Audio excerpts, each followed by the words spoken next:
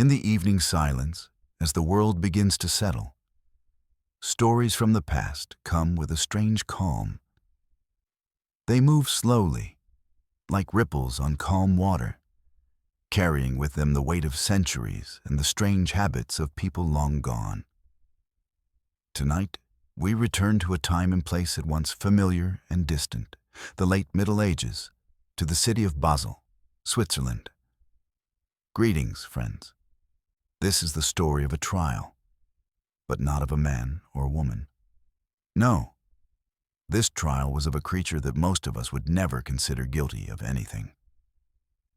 In the city of Basel in 1474, a rooster was brought to trial, accused, interrogated, and tried according to the laws of the time. Now this may seem strange, even amusing, but in the Middle Ages, the boundaries between the human world and the animal world were not as clearly defined as they are today.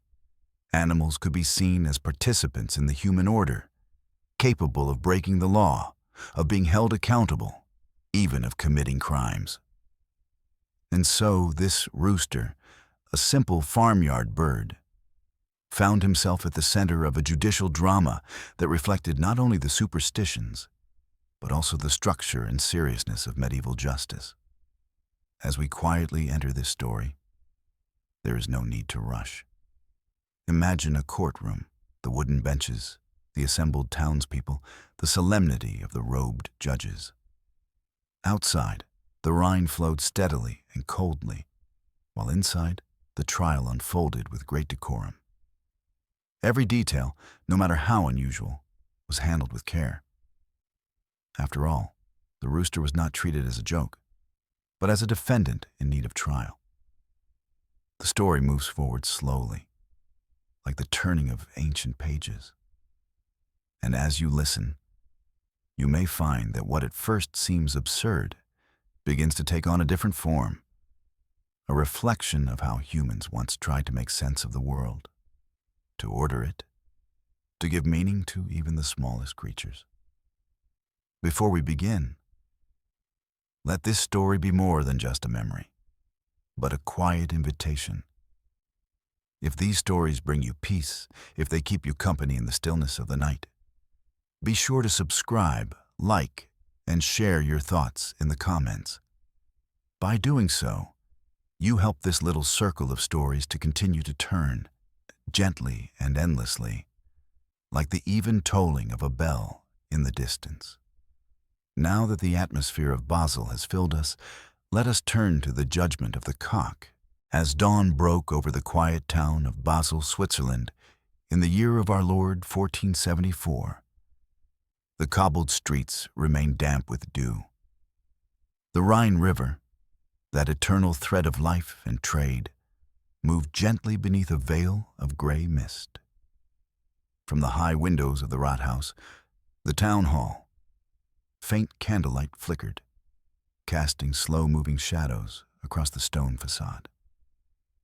The day promised no particular excitement, only the same gentle rhythm of daily life that had played out for centuries.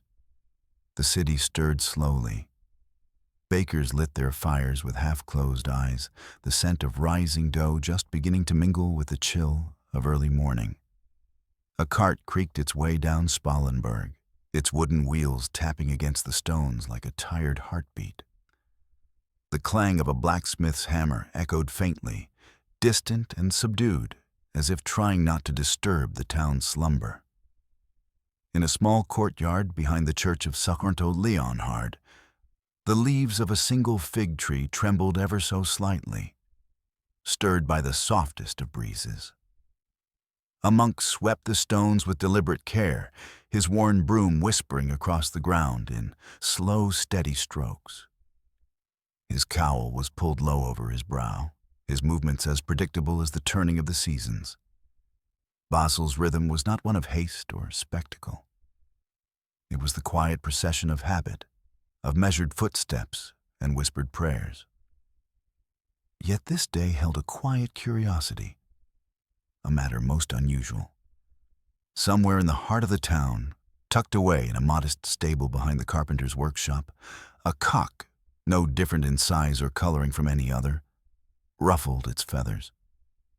It had been fed, given water, and left alone. But today, the bird was no mere poultry. Today, it awaited trial. In 15th century Europe, it was not altogether rare for animals to be put on trial. They could be accused of crimes, often moral or theological in nature. Rats, pigs, and even insects had stood before human judges, and the townspeople would gather to hear their fate. In Basel, a new concern had taken hold. A cock, young and healthy, had, it was said, laid an egg, a matter which, to modern ears, may sound whimsical or mistaken. But in the theological and superstitious frame of the day, such an occurrence was something far more serious. The laying of an egg by a male animal, should it be true, was not simply an oddity. It was seen as an omen, a sign of unnatural forces. The local clergy feared witchcraft. Scholars muttered of basilisk eggs, creatures born of roosters' eggs incubated by serpents or toads. The basilisk, with its deadly stare and poison breath, belonged more to tale than to town, yet belief in such beasts lingered. So, under the slow turning of the town's logic and concern, the cock had been seized. It had been gently handled, for none wished to provoke supernatural retaliation. It had not protested, beyond the occasional cluck and scratch. A scribe, sitting in a low-lit chamber with parchment before him, had carefully written the charge that the cock, having laid an egg, was to be tried for unnatural conduct and suspected alignment with the devil. The trial, while not hastened, had been set with solemnity. The bishop had expressed mild concern. The mayor had nodded in contemplative agreement. There would be a hearing in the town square. It would be conducted with full respect to order and law. And so the townspeople waited, quietly, with neither outrage nor cheer. Simply the dull curiosity that attends something both rare and slow. In the council chamber, daylight spilled in through high-arched windows, its pale beams diffused through the cloudy glass. Dust hung motionless in the air, like forgotten thoughts suspended between stone walls and carved beams. The chamber was not grand, but dignified in its modest proportions. Oak benches flanked the sides, their surfaces polished by centuries of robes and coats. A single table in the center bore the weight of legal documents and a bronze seal, cold to the touch. At the far end of the room, a raised seat awaited the magistrate. It was not a throne, but it held a kind of authority in its stillness. Carved lions adorned its arms, their faces weathered smooth. A clerk arrived first. His robes brushed the floor as he walked, his keys jingling in a soft rhythm. He placed a sheaf of parchment on the desk, then stood, waiting. After a time, a notary entered, followed by 2 elders of the town. They exchanged quiet greetings, murmured with the gentleness of a chapel.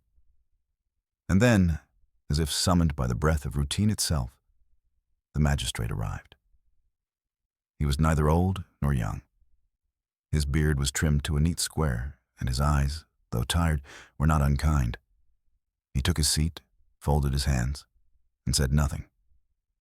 There was no jury. Only townspeople, few in number, would be allowed to observe. It was not a public spectacle. The cock would be brought shortly. For now there was silence. Outside, the bells of the cathedral began to toll the hour, not with drama, but with the slow gravity of time itself. The cock arrived in the arms of a stable boy. He was clean, for he had been gently washed.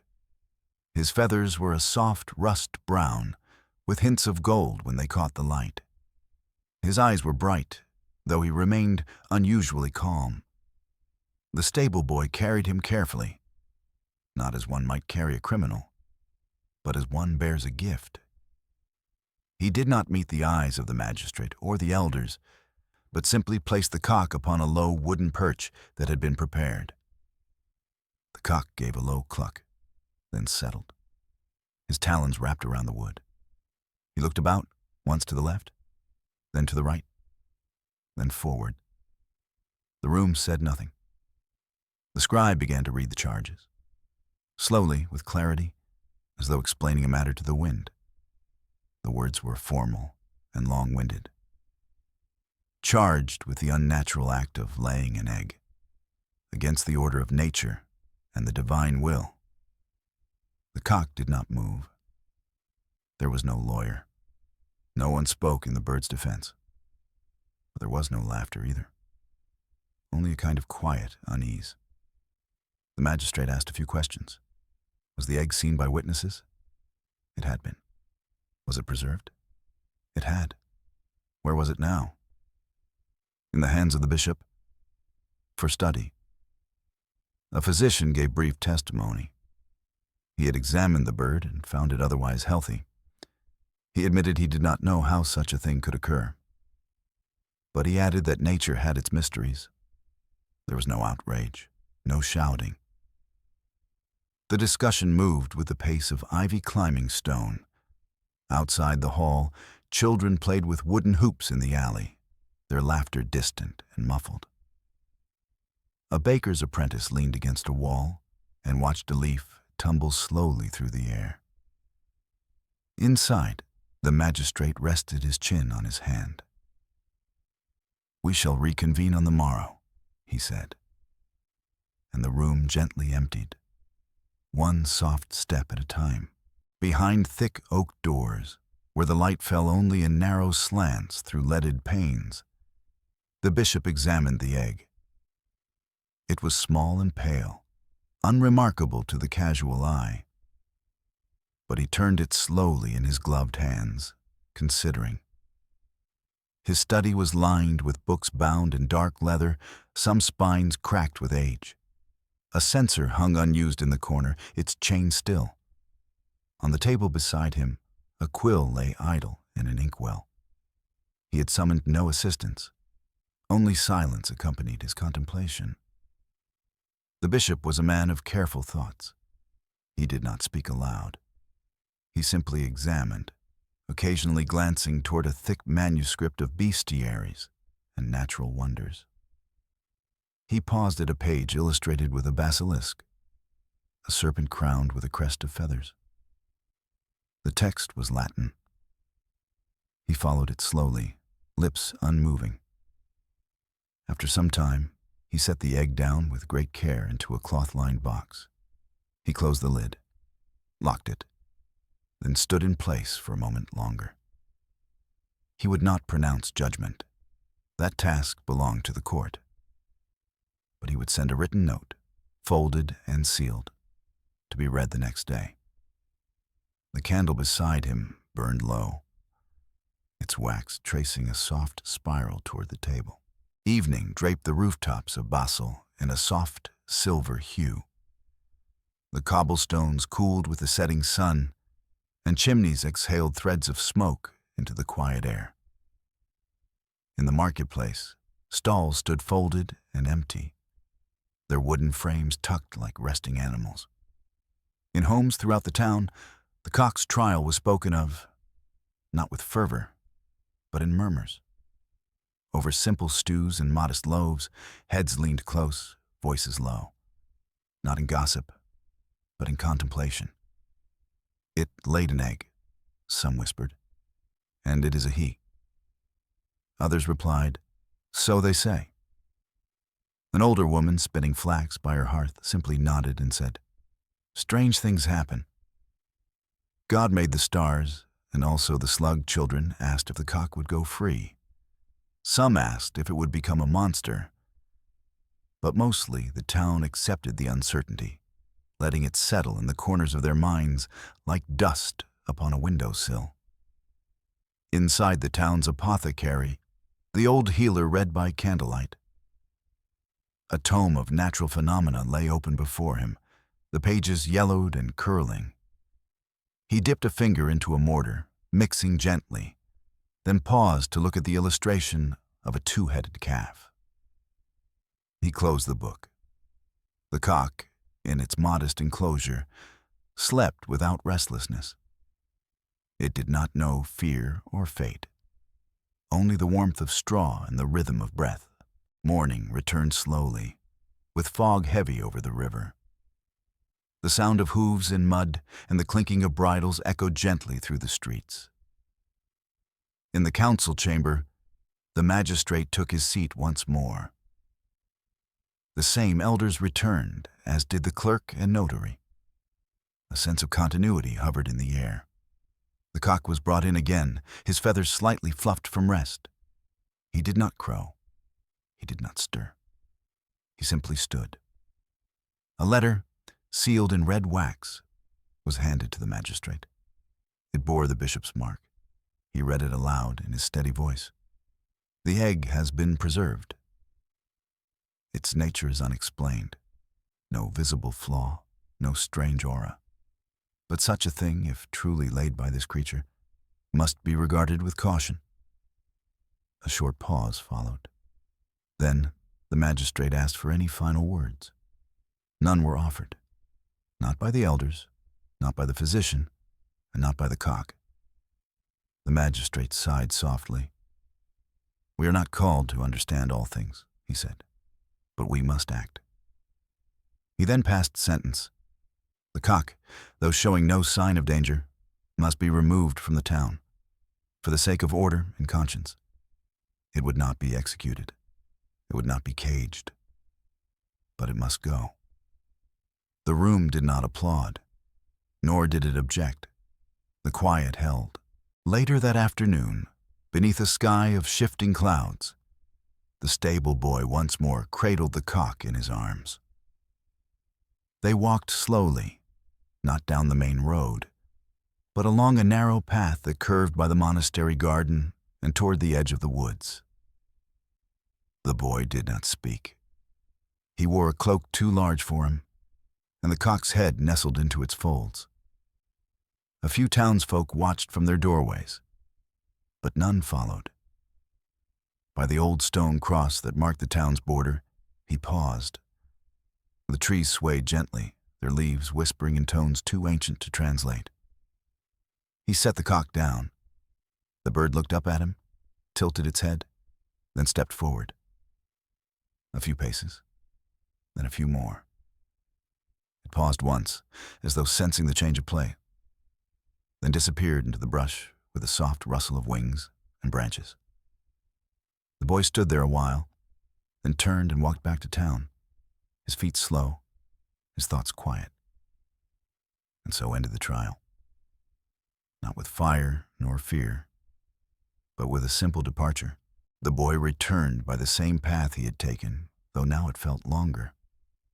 The town awaited him not with questioning eyes, but with indifference softened by routine. No one spoke as he passed through the monastery gate. No one asked about the bird. At the stable, he folded the empty cloth carefully and hung it on a nail. The perch where the cock had once rested remained empty, a few feathers still clinging to the straw. He brushed them aside gently and sat for a while on a low stool, his hands folded in his lap. Elsewhere, the council chamber was cleared. The documents had been filed. The magistrate had returned to his study, where a thin ledger of town records sat open beside a bowl of apples. He ate slowly, looking out the window at the cathedral tower, then made a small note in the margin of the trial entry. Case closed. No further action. Order maintained. Ver. The townspeople moved on. The markets reopened. The smith resumed his steady tapping. Even the bishop, upon hearing that the bird had been sent away, offered no further sermon. He turned instead to matters of penance and petition, the more ordinary burdens of his office. Only the boy thought often of the bird. wondering if it had found another place to scratch, to roost, to sleep. Autumn deepened slowly. The vineyards to the west took on hues of rust and amber. Crates of apples appeared along the alleys, their fragrance mingling with smoke and early frost. No sign of the cock returned. No second egg. No strange events. And so, as it does, the unusual folded itself back into the ordinary. At the apothecary's shop, the old healer turned the page of his great book and came to a sketch of a cockatrice. Part rooster, part serpent. He ran a finger along the creature's coiled form and then closed the book, as though placing the story itself into sleep. The egg remained under lock and key in the bishop's study. Occasionally, visiting clerics would ask to see it. He would lift the box with care, unwrap the cloth, and let them look. But not for long. Children began to forget the tale. It became, in time, a small story told around fireside. There once was a cock who laid an egg. They gave him a trial, then sent him away. And most would nod and say, "Yes, I remember that." A strange thing, and return to their knitting, their carving, their bread. Snow came early that year, soft and light. It dusted the rooftops and curled in corners of windows. Icicles formed along the chapel eaves like slow-growing teeth of glass. The boy, now working with the carpenter instead of the stable master, passed his days smoothing wood, measuring beams, mending carts.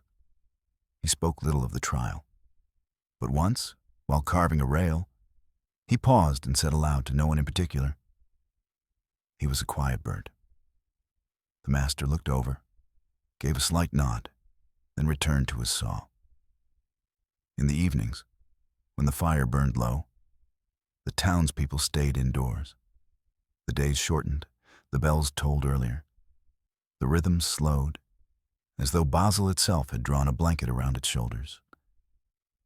In that stillness, the story of the cock became part of the town's hush, neither forgotten nor remembered fully.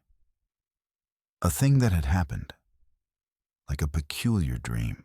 One morning in late winter, as the snow began to melt and the earth released its scent of damp stone and thawing roots, the fig tree behind the church showed the smallest sign of life. A bud, barely visible. The stable stood empty now, its straw cleared away. But in the forest, beyond the stone cross, the underbrush had grown thick. Somewhere within it, a rust-brown feather lay caught on a twig. Perhaps the cock lived still. Perhaps it had wandered farther or found a place to disappear. The forest offered no answers, only silence and the sound of melting snow trickling down through leaves. Basel carried on. The trial had passed, its quietness folded into history, like parchment sealed and stored on a shelf. And when the bells rang for spring, they did so as they always had, not to mark the strange or the spectacular, but to remind the town of time's gentle turning. The cock had come and gone, and peace had remained.